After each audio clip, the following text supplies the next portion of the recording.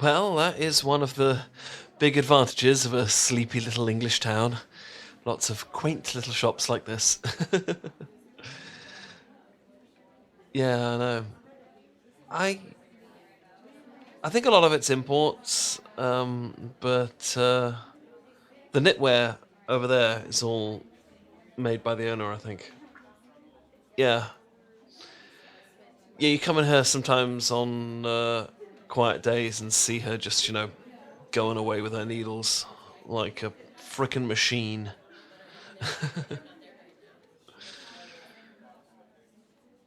Well, um, well, every year I come back here at this time and she's always there. What can I say? It's nice to be coming back with you though this year. Oh no, my parents are overjoyed. They were quite convinced that I was well, not interested in ladies. Well, I mean, I could I could repeat what they said, but you have to understand. My parents aren't homophobic. They just use language that made sense 20 years ago and does. One of them gayers. That was the phrase. Um, I mean, it was the entire thing was you know that we don't mind if you're one of them gayers, lad. Um, but I said that rather loud, didn't I? Yeah, the shop owner's looking over at us now. Mugs, mugs, mugs. We need mugs. We need mugs. Yep. Because you can never have too many mugs. That's why. That's why we're here. We and it's hard to get a good mug back. Yeah, because you have coffee cups and stuff like that. You don't have a proper good mug for a proper cup of bloody tea, or a proper teacup at that. You know, no, it's an art making the right cup of tea in the right cup, or a proper mug of Builder's Brew in a big F off mug. Okay, no, I know what I'm doing. This is me. This is my job. I am the British person who knows his tea. I will find us exactly the mugs that we need. You like that one there?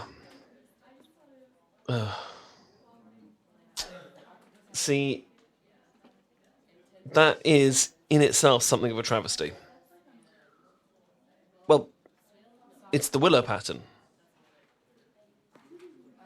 You know the willow pattern, right? It was on everything back in the 80s. It's a Chinese, well, pattern that was used to decorate particularly bowls and cups in Chinese restaurants. I mean, if we're being honest, it's not actually Chinese. Yeah, it was invented by some English people back in the 1780s as sort of way of selling Chinaware, but it's a classic, and it has to be on China. It doesn't work unless it's on actual proper bone China. It's a heresy. Well, there's a lot of stories about what it's depicting. There's a romantic tale about this guy who had a beautiful daughter called Kung Si, and she'd fallen in love with her father's humble accounting assistant named Chang, which angered her father, obviously, and that because they weren't the right social class and all that. So, so yeah, he was the father was planning to have her marry a powerful duke, etc., etc. Anyway, he on the eve of the wedding snuck in to the palace unnoticed, and they escaped along with along with all the jewels of her father, and got away and lived happily for years on Little Island until the Duke learned of where they were and killed them. But the gods were moved by them, so they transformed them into a pair of doves. These birds you can see here. So you can see like the boat and the little island and the doves, and yeah, that's one of the stories. No, it's complete and utter bullshit. It was made up by the same English people in order to try and sell the pattern.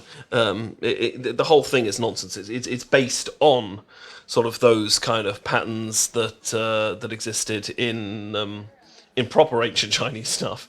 But yeah, every Chinese restaurant in the country had it. Anyway, point is to have it was a thing made to sell bone china. And it belongs on bone china, I mean, look at it. It's huge. That's a mug. That's a proper big mug. There's no way it can be. Holy fuck! It's bone china. I mean, that explains why it's a bit more expensive than the rest of them. Yeah, no. I can see it. No, bone china is very much on the bottom. Let me feel it. Hang on.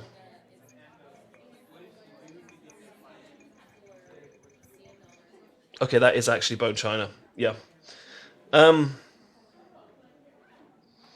Oops. No, absolutely, we have to buy it now. It's a bone china mug, for fuck's sake. Normally you get them in just like little cups and stuff like that. But yeah. No, this is great because, well, tea tastes better from bone china. You've noticed that by now, I'm sure. Now that you've been with me this time. Exactly. And you know, I mean, even a big mug of Builders has to taste better from bone china, but you can't, you know, put a bag of Yorkshire Gold into a little teacup, can you? No, it's got to be a proper freaking tankard type vessel. Okay, yeah, stop it now. But I'm impressed with your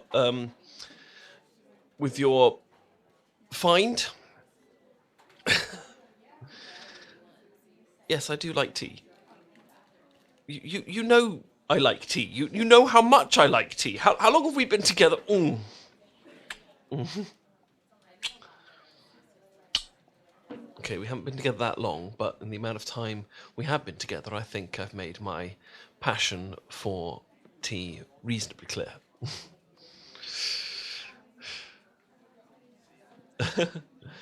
What can I say? I guess I'm just having a nice time.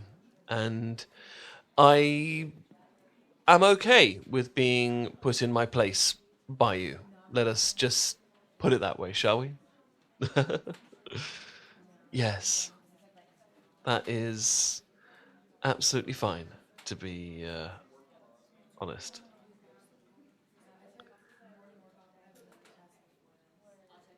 I tell you what we need to do. Yeah, no, we need to go to a proper greasy spoon after this for a proper English brunch. Yep. No, we haven't got a choice now. A greasy spoon. It's a cafe. You know, a proper, like, you know, with a fry up and I guess you'd call it a diner. Yeah. And you have a proper fry up. That's an English breakfast. You know, 2 slices of bacon, actual bacon made with meat. Not those crispy strips of fat you guys have over there. Proper slice of, no, not ham, bacon, okay? And then some scramblers, scrambled egg, bubble and squeak. Okay, right. So bubble and squeak, that's mashed potato with things in that's been fried. Yeah, it tastes better than it sounds. Basically, it came out of... I think it came out of the war, actually. It's just sort of using up all the leftovers from the roast, basically. You'd mash up the leftover potatoes and put the veg in and sort of mix it all up, and then you'd fry it for breakfast. Beans, of course. Yes, baked beans, absolutely. Tinned tomatoes, often. Mushrooms, sausage. Definitely a sausage, if not many sausages sometimes, depending on the... Yeah, look, there's a great one just around the corner. We'll get a big pot of tea, ridiculously large fry up with fried slice. Yes, the most decadent thing in the world. It's literally half a slice of white bread that's been cooked in the deep fat fryer. It is, yeah, pretty much the least healthy thing you could ever imagine. Really, it's absolutely soaking in oil. Inside, like French toast, but even worse for you because there aren't any nutrients in it. It's just, yeah, very decadent. Yeah, but It's like one of those things that you eat knowing this is the worst thing you've ever had, but you're fucking loving it. If that makes any sense. Or, I'm sure they could cook you a pancake or two if you preferred, but good. Yes, yes. Okay, right. Let us pay for your mug. We're going to get it wrapped up properly because it's bone china. We don't want it breaking. And then let's go get brunch, breakfast, food, the thing. Yes, that. Come here. Okay.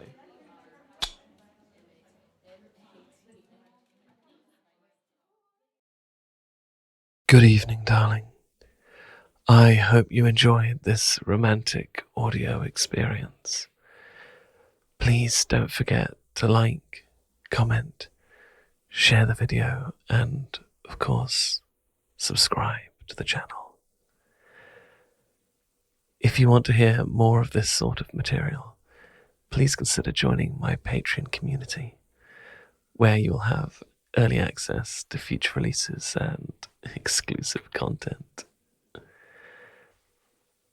To discover everything I do, visit goodeveningdarling.com.